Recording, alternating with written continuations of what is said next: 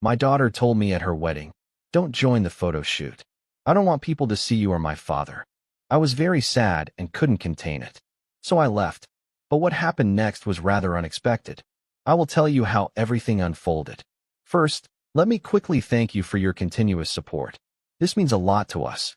If you enjoy the stories we share, kindly subscribe to this channel. It will be great if you can leave a comment on which city you are watching from. We might just give you a shout out in our next story. Today's special shout out goes to Selena Watson from New York. We are glad you enjoy our stories. Now let's go deeper into the story. I stood outside the venue in a pressed suit I hadn't worn in years, hands tucked deep into my pockets to keep them from trembling. It was a beautiful June afternoon, the kind of day you pray for when your daughter gets married. Birds chirped like some Disney script, and the scent of blooming roses floated on a lazy breeze. From the outside, everything looked perfect. But inside me, something felt off. I'd spent the past few weeks rehearsing what I might say to her. I told myself over and over again, this is her day, not mine. Just smile. Just be proud. But nothing prepared me for what she would say when I finally saw her in that white dress, eyes as cold as winter glass. "Don't join the photo shoot. I don't want people to see you or my father." She said it so quietly, so calmly, I almost thought I imagined it. But the words hit me like a slow, cruel slap. I stood there, blinking at her, as guests and bridesmaids bustled around, smiling and laughing, none of them noticing the small crack that just formed in my chest. I opened my mouth, hoping she'd laugh and say she was joking. But she didn't. She turned, adjusted her veil, and walked away before I could even ask why. And just like that, I became invisible, an unwelcome shadow at my own daughter's wedding. I walked away from the photo area, past the garden where she used to chase butterflies as a child, and found a quiet bench near the back of the venue. My chest ached. Not the kind of ache that comes from heartbreak alone, but the ache of years, decades, really, of trying, hoping, and clinging to the role of fatherhood even when everything around me told me to let go. I looked down at my hands. These hands had written checks every month without fail since the day I signed the divorce papers. These hands had packed school supplies, birthday gifts, and little notes she probably never received. And yet today, these same hands were not welcome in the family photos. The worst part wasn't her rejection, it was the history that led us here. I divorced her mother when she was just 9 years old, after discovering the affair. I'll never forget that night. The stammering lies, the strange man slipping out the back door, and the look in my wife's eyes that said she wasn't even sorry. The betrayal was so complete, so cruel, it knocked the wind out of me for weeks. But even in that storm, I made one promise to myself. I will never let my daughter feel unloved or abandoned. I kept that promise, even when her mother poisoned her mind against me. It started subtly, in the way my daughter stopped calling me Dad and switched to my first name. Then came the missed calls, the cold holidays, the letters returned unopened. I couldn't understand it at first. I sent money, always on time. I asked about her grades, her health, her dreams. But the wall between us only grew taller. I once drove 6 hours to see her school play, only to be told she didn't want me there. Still, I never gave up. I told myself she was a child caught in the crossfire. I believed, perhaps foolishly, that one day the truth would find its way through. But this wedding day, it felt like the final nail in the coffin of our relationship. Sitting there alone, I couldn't stop the tears from rising. I kept my head down, pretending to scroll through my phone, hoping no one would notice the quiet devastation on my face. Guests passed by with cheerful nods, unaware that the man on the bench was the father of the bride, the one she didn't want in her photos, her memories, or her story. A waiter came by and offered me a glass of champagne. I declined, too choked up to speak. How do you explain to a stranger that your heart is breaking over a daughter you never stopped loving? How do you explain that you sacrificed, forgave, endured, and still, it wasn't enough? I thought about leaving, just walking away, disappearing before anyone realized I had even come. But I couldn't. Some stubborn part of me refused to let her mother's lies have the final say. As the reception started, I remained at the edge of the celebration, sipping water and nodding politely at distant relatives. I watched her dance with her new husband, smiling like the child I used to know. For a brief second, I saw her as the little girl who once called me her hero. That memory cut deeper than anything. I wanted to believe that some part of her still remembered. I wanted to believe this wasn't entirely her fault. But my chest tightened again, and I realized I was grieving not just the moment, but the years I lost to a lie. That night, I went home and sat alone in the living room. I pulled out the folder I kept locked in my desk, the one with every receipt, every child support transaction, every email I sent asking about her well-being. I stared at it for a long time. Maybe it was time to show her. Maybe it was time to stop letting silence be the story. I had nothing left to lose. The truth is, I didn't see it coming. Not the affair, not the cold unraveling of everything I thought was real. We had been married 12 years by then. 12 years of shared bank accounts, family vacations, school parent-teacher meetings, and grocery lists with scribbled hearts in the margins. We were ordinary, I thought. Safe. I'd get up before dawn to get to work, spend hours on job sites managing construction crews, and come home to a daughter who ran into my arms and a wife who greeted me with a soft kiss on the cheek. That routine, that illusion, became the prison I didn't realize I was living in until the walls gave out. When I found out she was cheating, it wasn't cinematic or explosive. It was slow, quiet, like water eroding stone. It started with a missed call. Her phone lit up on the kitchen counter while she was in the shower. I wasn't snooping. I wasn't that kind of husband. But when a man's name pops up next to a heart emoji on your wife's phone, your stomach does a kind of backflip you never forget. I froze. Something primal stirred in me. Not jealousy. Not even rage. Just dread. I remember how cold the kitchen floor felt against my bare feet as I stood there, staring at the screen. I didn't answer the call. I just waited. That night, I watched her. Really watched her. The way she avoided my eyes, the sudden protectiveness over her phone, the too careful explanations about late nights helping a friend. It didn't take long to confirm what I already knew. The confrontation happened 3 days later. I asked her directly, calmly, hoping I was wrong, but she didn't even try to deny it. Her face turned stony, almost defiant, and then she said something that still echoes in my head. "You haven't made me feel wanted in years." I stood there, numb, as if she had just reached into my chest and unplugged the power source. I had been working 60-hour weeks to keep us afloat, to make sure our daughter had everything she needed. I never cheated, never stayed out late. I made it home for bedtime stories. I kissed her forehead every night, even when I was exhausted. But none of it counted. None of it protected me from the cold calculus of her dissatisfaction. The divorce wasn't drawn out. She wanted out, and I didn't see the point in begging someone to stay who had already left emotionally. But when it came to custody, I fought. I didn't want to lose my daughter. That little girl was my anchor, my reason. I gave up the house, most of the savings, even my tools, just to ensure I had joint custody and visitation. I agreed to a monthly child support payment that was steep but manageable. I paid it like clockwork. Never missed. Not once. I even paid ahead during slow seasons at work, just in case. Because I wanted her to know I was still her father, still responsible, still present, even if I wasn't sleeping under the same roof. But that's where my ex-wife began her real damage. She didn't fight me in court. She fought me in my daughter's mind. I didn't realize it at first. Kids get quiet after divorce. They withdraw. I thought it was normal. But then the changes started. She stopped calling me daddy. She started asking why I didn't buy her new shoes like mom did. She asked if I had another family, if I had abandoned them. I was floored. Where was this coming from? I asked her mother, and she gave me that tight, smug smile, the one I used to mistake for grace, and said, "Maybe you should ask yourself that." I remember the first time I sent a birthday gift, and it was never acknowledged. My daughter told me she never received it. I checked the tracking, it was signed for. I confronted my ex, and she shrugged. She must have forgotten. But I knew. I started sending things with signature confirmation, saving every bank statement, every transaction.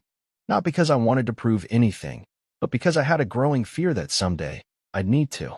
The worst moment came on a summer visitation weekend. My daughter was maybe 13. She sat in my truck, arms folded, lips tight. I asked if everything was okay. She didn't look at me when she said, "Mom says you only send money when the court threatens you." My hands gripped the wheel so tight I thought I'd snap it in two.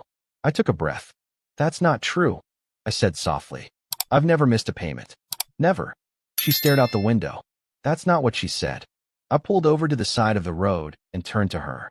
Sweetheart, I have every receipt. I can show you. She interrupted me.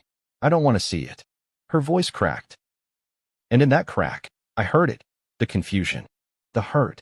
The manipulation. She didn't want evidence. She wanted a version of the world to be true, and I wasn't the author of that version. Her mother was. That was the moment I realized I'd lost her, not physically, but emotionally. She had built her identity on the belief that I had failed her, and she clung to that belief because it gave her clarity. I was the villain. Her mother, the hero. There's comfort in simplicity, even when it's a lie. And so I became the absent father, the unreliable man, the stranger at birthdays, even while I stood outside in the cold every December, watching through a frosted window, hoping for a wave. That false narrative became the backbone of their life. My ex-wife played the martyr, the struggling single mother. She would call and ask for more money, just for extras, never admitting to our daughter that I was already paying more than required. When I asked for more time with her, I was told she was too busy or needed stability. And when I complained, I was accused of being difficult. Over time, I grew silent, not because I didn't care, but because nothing I said seemed to matter. I thought silence might keep the peace, but all it did was let the lies grow louder. Looking back now, I can see how carefully it was all orchestrated. My ex didn't just cheat on me in marriage, she cheated me out of fatherhood. She turned my daughter against me with the precision of someone who had nothing left to lose. And maybe she didn't. Maybe bitterness consumed her so thoroughly that destroying me became her only solace. But she forgot one thing: I don't quit on people I love. And I never stopped loving my daughter. Time has a cruel way of folding in on itself when you're estranged from someone you love. Some years felt like minutes, others stretched out like lifetimes, and I never knew which kind I was walking into until I'd already passed through it. After the divorce, after the betrayal, after the cold silencing of my voice in my daughter's life, I still held on to hope like it was the last thread keeping me tethered to the idea of family. But the longer the distance grew between us, the harder it became to know what was real and what was just my own imagination begging for connection. I'd find myself scrolling through photos from when she was 5 or 6, grinning with missing teeth, holding my hand at the zoo, coloring beside me on the living room floor. In those photos, I was her world. But in the years that followed, I became a stranger with the same last name. The worst part wasn't the silence, it was the waiting. Waiting for a phone call on Christmas that never came. Waiting outside her school during my scheduled visit, only to be told she was sick or too tired. Waiting for her to open the birthday cards I kept mailing, wondering if they ever reached her hands. I used to call every Sunday at 6, just like the court agreement said I could. At first, she answered short replies, monosyllables, distracted by the television or friends in the background. Then the calls went to voicemail. Then the number was changed. I asked her mother what happened. Her reply came as a text: she doesn't want to talk right now. You should respect that. Respect. That word became a weapon. I was supposed to respect her distance. Respect her confusion. Respect the new boundaries drawn not by my daughter, but by the woman who had systematically erased me from her life. And I tried. God knows I tried. I didn't fight back publicly. I didn't drag her mother through the mud in front of our daughter. I believed the truth would eventually rise, like oil on water. But all the while, my daughter was growing up with a warped version of me. One I didn't recognize, and one I was powerless to correct. I remember the day she turned 16. I had saved up to buy her a used car, a small, reliable hatchback. I didn't have much, but I wanted her to feel celebrated. I had the car detailed, tied a ribbon to the hood, and drove it to her house with shaking hands. I didn't tell her I was coming. I wanted it to be a surprise. Her mother opened the door, looked at the car, then at me, and said, she doesn't need charity from someone who's been absent her whole life. I stood there, stunned. My mouth opened, but no words came out. I wasn't absent. I was erased. There's a difference. But she shut the door before I could explain. I left the car parked out front and drove away. I don't know if she ever drove it. She never called to say thank you. She never called at all. The years between 16 and her college graduation were the hardest. By then, she was old enough to reach out if she wanted to. I told myself maybe she needed time to process, to untangle the lies from the truth. I sent letters, handwritten, personal, filled with memories and apologies for things I wasn't even sure I did. I told her I loved her, that I never gave up on her. I included copies of some of the receipts, just a few, not enough to overwhelm her, just enough to make her wonder. I never got a reply. Sometimes I wondered if she threw them away without reading them. Other times, I liked to imagine she kept them in a box somewhere, trying to make sense of the pieces. That fantasy kept me going more than I'd like to admit. There were moments, rare ones, when I saw her from afar. At a cousin's wedding, she sat across the room with her mother, laughing, radiant. I wanted to approach, to say hello, but her expression changed the second she saw me. She turned her back, and I turned my heart to stone. At a family barbecue, she walked past me like I was a ghost. My sister tried to bring us together once, invited both of us to her house under the guise of just dinner. It backfired. My daughter left halfway through the meal, telling my sister she didn't want to be ambushed. I didn't blame her. If everything she believed about me was true, then of course she'd protect herself. I would have done the same. But the hardest moment, the one I still think about late at night, was when I saw her walking down the street one afternoon. She didn't see me. She was with friends, laughing, alive in a world I had no part in. She looked so much like her mother at that age it hurt. And in that moment, I realized I wasn't just grieving a daughter. I was grieving the life I was never allowed to witness. I missed her first heartbreak, her driver's test, her late-night college essays. I missed her jokes, her mistakes, her small victories. I missed it all, not because I chose to, but because someone else chose for me. Still, I never stopped hoping. I saved every receipt, every letter, every canceled check. I kept a folder in my desk labeled with her name, thinking that one day she might ask me for the truth. And when she did, I wanted to be ready not to say I told you so, but to say I was always here. Every year that passed without her voice hurt a little more, but I never let that pain turn into bitterness. I wouldn't let her mother win that way. I wouldn't become the man I was accused of being. And so I waited. I lived. I worked. I smiled when people asked about my family and said things like, "She's doing well," last I heard. I protected her reputation even when mine was being dismantled in private. Because she was still my daughter, even if I wasn't her father anymore. The wedding broke something in me that I didn't know was still intact. I'd been surviving on scraps of hope for so long.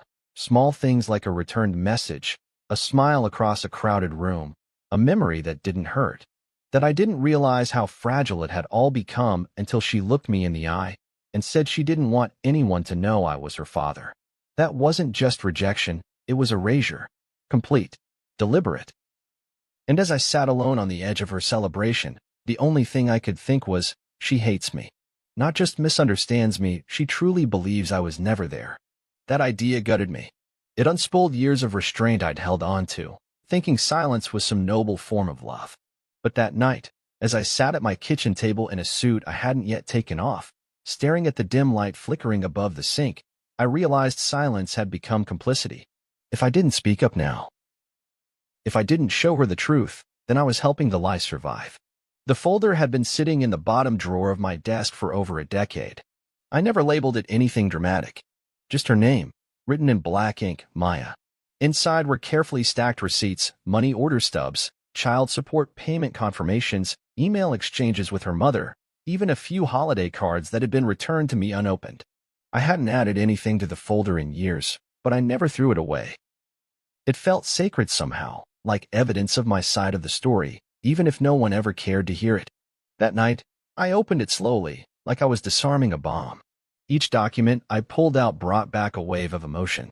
The birthday gift I sent when she turned 10, rejected. The confirmation of my wire transfer 3 days after her mother said I had vanished. And there it all was, truth laid out in dates, dollar signs, and proof I had never stopped trying. I spent hours that night scanning the papers into a folder on my laptop. I didn't want to overwhelm her, but I wanted her to see that I wasn't lying. I created a PDF, titled simply, for Maya, and wrote a message in the body of the email that took me nearly an hour to finish. I kept deleting and rewriting, trying to strike the right balance between honesty and restraint. In the end, I wrote, "Maya, I'm not sending this to guilt you or to ask for anything. I just want you to know the truth. I've made mistakes, but disappearing wasn't one of them. I have always loved you. These are just some records, receipts, messages that show my efforts over the years. I know it won't undo the past, but maybe it will help you see a fuller picture. I'm here if you ever want to talk. Love always, Dad. I hit send before I could talk myself out of it. My hands trembled for hours afterward. I didn't expect a reply. I didn't expect anything. I just needed her to see. I needed the truth to finally have a voice, even if it was through attachments and timestamps. The next evening, my phone rang. I didn't recognize the number, but something in me knew. I answered it with a cautious, hello? And then came the sound I hadn't heard in years, her voice. But this time it was broken, trembling. Dad, that one word cracked open something in me I thought had fossilized. I couldn't speak at first. My throat tightened and tears pooled in my eyes. I managed a quiet, yeah, baby, I'm here. And then came the sobbing. Raw, unfiltered, guttural sobs, like years of confusion were clawing their way out of her lungs. She kept saying, I didn't know, over and over, like a prayer she'd only just discovered. I sat there, hunched over on the edge of the couch, clutching the phone to my ear like it was the only thing keeping me grounded. We didn't talk much that first call. It was mostly silence and tears on both ends. She apologized again and again, saying things like, she told me you never paid, and I thought you just didn't care. I didn't interrupt. I let her pour it out. Her words were messy, contradictory, emotional, but every word felt like a piece of the wall between us crumbling. Over the next few days, we started texting. Little things at first. How's work? Or do you still drink that awful black coffee? Like she was tiptoeing through a minefield of memories, unsure which ones were safe. I told her the truth. Always. Gently. Without resentment. I didn't want to scare her off. I didn't want to say, see, I told you. That wasn't the point. The point was healing, not winning. Eventually, she asked the question I'd been waiting for. Why didn't you ever say anything? That one hurt more than anything. I told her. In letters, voicemails, messages passed through family. But I explained that I didn't want to make her choose sides, didn't want to drag her into the ugliness between her mother and me. I said I believed, foolishly perhaps, that love would speak for itself. She was quiet after that. I think it was the first time she realized silence can be just as damaging as lies. Then came the next step, her confrontation with her mother. I wasn't there, but she told me about it afterward. She went over with her laptop, pulled up the file I sent, and asked her mom to explain. She said the room went cold. Her mother tried to pivot, to blame me, to say the documents were doctored. But Maya didn't buy it. Not anymore. She'd seen enough. She told me she felt sick afterward, like her entire childhood had a crack down the middle she hadn't noticed until now. But she also said she felt lighter, as if the fog she'd been walking through all her life had suddenly lifted. We talked late into the night after that. She asked questions. I answered them with honesty. I told her about the car I bought for her 16th birthday. She started crying all over again. Said she never even knew about it. I told her about the school play I drove to see but wasn't allowed inside. About the birthday cards returned in the mail. Every story, every detail, was another thread stitching us back together, slowly, painfully, but permanently. That week marked the beginning of something new between us. It wasn't perfect. There was still a lot of pain, a lot of missed time. But it was real. And for the first time in years, I felt like I could breathe again. It wasn't revenge I wanted, never was. What I wanted was clarity, closure. I wanted the lies to stop weighing down my daughter's view of the world. I wanted my name back in her heart, not just in her inbox. But the more we talked, the more Maya began to unravel the full extent of what her mother had done. It was like watching someone slowly wake up from a long, distorted dream. She kept texting me small memories, things she used to take as truth. How her mom would cry and say I abandoned them when bills were due, or how I supposedly told her over the phone I had a new family now. Lies. Complete fabrications. I never said those things, never even hinted at them. And hearing them now, with Maya's adult understanding, it was like walking through the wreckage of a home I once built with my bare hands, seeing it for what it had become, shattered beyond recognition. Maya had changed since the wedding. There was a quiet intensity in her voice now. She was processing years of betrayal, not just from me being pushed out of her life, but from realizing that the person she trusted most, her mother, had weaponized that trust to maintain control. I didn't push her to confront her. That decision had to be hers. But deep down, I knew it was coming. There's a limit to how long someone can carry confusion without seeking the truth from its source. And when the day came, she didn't tell me in advance. She just went. Showed up at her mother's house with the folder I'd sent, questions in her eyes, and anger she was trying hard to keep from spilling over. Later that night, she called me. I could hear the heaviness in her breath before she even spoke. She lied to me, she said. Dad, she looked me in the face and lied again. Even when I showed her everything, she said you forged it, that you were manipulating me. There was a pause, long and broken. Then, her voice cracked. She kept saying you were the liar, that she did everything for me. But I saw it, Dad. I didn't know what to say. What could I say? The grief in her voice wasn't for me. It was for the life she thought she had, for the mother she believed in, for the stories she carried like gospel. I asked her if she ever told me the truth about anything, she whispered. She didn't answer. She just cried and told me I was being ungrateful. Ungrateful. That word lit a fuse in me I hadn't touched in years. Her mother had always played the victim. Even when she was the one cheating, the one distorting facts, she somehow spun every confrontation into an act of persecution. But now that illusion had cracked, and Maya wasn't falling for it anymore. I told her I needed space, Maya said. I told her I don't know when or if I can forgive her. Her voice grew quieter. Is that wrong? I closed my eyes. No, baby. It's not wrong. It's honest. You don't owe forgiveness on someone else's timeline. I meant that. I didn't want Maya to carry anyone's guilt, not mine, not her mother's. She deserved space to feel everything, unfiltered and censored.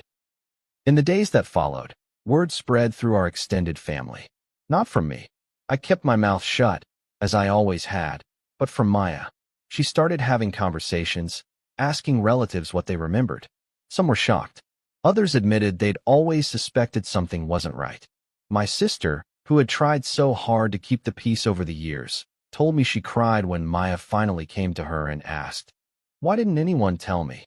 My sister answered honestly, "We didn't know how. And we didn't want to make it worse."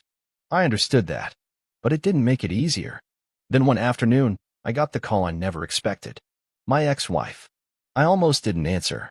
My finger hovered over the screen for a full 10 seconds before I picked up. Her voice was brittle, defensive. "So now she hates me," she started. No hello. No pretense. Just straight into the fallout. I stayed silent. She kept going.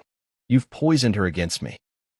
After everything I did for that girl, she turns on me the second you send her some papers." Her voice cracked, anger disguised as hurt. "You know I raised her. I made sacrifices. And you, what? You think a few receipts erase all that?" I waited. Then finally, I spoke. "No," I said. "But they tell the truth. And you never did." She started crying then, not the kind of sobs that beg for empathy, but the shrill, wounded kind that come when control slips away. "You don't understand what it was like," she spat. "You left me." I cut her off, gently but firmly. "You cheated on me. You drove me out of that house. And then you took my daughter and built a story around my absence that suited you. You didn't just lie, Lisa. You stole her from me." The line went quiet. I could hear her breathing, hear the weight of years pressing down on both of us. I didn't need an apology. I didn't even expect one. But for the first time in our long, bitter history, I needed her to know I was done playing the quiet one. "You don't get to rewrite this anymore," I said. "She knows. And she'll decide what to do with that. Not you. We haven't spoken since. Maya and I, though, we've started rebuilding. It's a slow process. There's no switch to flip, no magical reunion. But there's movement. She sends me photos now of her new apartment, of her dog, of silly things she used to think I wouldn't care about. I ask about her job, her hobbies. We even joked recently about how she used to hate my corny dad jokes, and I told her I had a whole backlog saved just for her. We laughed. It wasn't the kind of laughter we used to share when she was little, but it was ours. Real. Earned. Honest. The reckoning wasn't about vengeance. It was about truth. It was about finally breaking the silence that had held me hostage for too long. And in that break, Something remarkable happened. We found each other again. It's strange how healing doesn't always feel like joy. Sometimes it feels like quiet, like breathing without the weight pressing down on your chest, like being able to sit in a room, alone, and not feel like you're waiting for someone who won't come. In the months after everything unraveled, after Maya learned the truth, after her mother was exposed for the years of deceit, I found myself relearning how to just be a father. Not the father begging for space, or proving worth with receipts and desperate letters, but a father who was finally allowed to exist in his child's life without being filtered through someone else's version of him. And that freedom, it didn't come with celebration or applause. It came with silence, with long walks alone, with sitting in my truck some mornings and letting the tears fall where no one could see. Maya and I didn't suddenly become a Hallmark story. We didn't wrap arms around each other and declare that all the pain had been worth it. That would have been dishonest. What we did was something slower, more fragile, and ultimately more profound. We built boundaries. We talked. She asked me hard questions, and I answered every one of them, even when the answers hurt. I never blamed her. Not once. I told her that children believe the story they're given. And when you're raised in a narrative that paints one parent as the villain, it becomes your map for the world. She told me she felt ashamed. That was the word she kept coming back to. Ashamed. I told her she had nothing to be ashamed of. The shame didn't belong to her. It belonged to the one who needed to lie in the first place. As for her mother, we kept our distance. Maya told me she hadn't cut her off entirely, but things had changed. There was no more blind trust, no more unearned loyalty. She set her own boundaries. She stopped letting guilt dictate her choices. And I supported that, not because I wanted revenge, but because I knew how hard it was to protect your peace from someone who taught you to ignore your instincts. Lisa tried, now and then, to reassert her influence. Passive-aggressive messages, emotional phone calls. But Maya saw it clearly now. She was no longer a child. She was a woman with her own voice, and she used it. One afternoon, maybe 5 months after the wedding, Maya and I sat on a park bench eating sandwiches from a food truck. It was a simple moment, two people sharing a meal. But for me, it was sacred. She turned to me and said, "You know what hurts the most?" I looked at her and waited. That I thought you didn't want me. All those years, I thought I wasn't worth fighting for. I had to look away. My throat tightened. I wanted to tell her that I had fought, for years, in ways she never saw. But instead, I said the only thing that mattered. You were always worth fighting for. Always. She didn't say anything after that. Just leaned her head on my shoulder and sat with me in the quiet. That was the day I realized something vital. This second chance wasn't just about reconnecting. It was about letting go. Letting go of the version of fatherhood I had mourned. Letting go of the years I could never get back. Letting go of the bitterness that had tried to root itself in me, even when I swore I wouldn't let it. For the first time, I wasn't driven by the need to prove I was right. I had been right, yes, but the truth had already done its job. What I wanted now was peace. For me. For her. Even, in some way, for her mother, though I'd never let her that close again. Boundaries became a quiet revolution in my life. I no longer felt guilty for not replying to Lisa's messages. I no longer explained myself to extended family who once judged me from the outside. I stopped justifying my existence to people who never asked for the full story. I lived. I worked. I found moments of joy in ordinary things, coffee in the morning, watching old westerns on Sunday afternoons, fixing up the garage just because I could. And when Maya visited, we created new memories. Ones not built on guilt or shadows, but on choice. She even asked me to take a photo together one day. Just the two of us. No occasion. No family event. Just us. I didn't cry in the moment. I held it together for the camera. But later that night, sitting alone with that photo in my hand, I broke down. Because in that single frame was everything I had waited for. Acknowledgement, redemption, and the simple, healing presence of my daughter beside me. I used to think forgiveness had to be this grand gesture, a reconciliation, a tearful embrace, a wiping away of all the wrongs. But now I see it differently. Forgiveness, for me, was choosing not to carry the weight anymore. It was putting down the folder of receipts, not because they didn't matter, but because they'd done their job. They'd told the story, and the story had finally been heard. I don't know what the future holds for Maya and me. I don't pretend that the scars are gone. But I know this. The chains that held us back, lies, manipulation, silence, they're broken now. And in their place is something real. Something fragile, yes, but true. And that's enough. If this story moved you or made you reflect on the quiet sacrifices and unseen struggles within families, don't forget to like, share, and subscribe for more emotionally raw and deeply personal stories. Your support helps bring these hidden truths to light and gives voice to those who've endured in silence. Let us know in the comments how this resonated with you. We'd love to hear your thoughts. See you soon in the next one.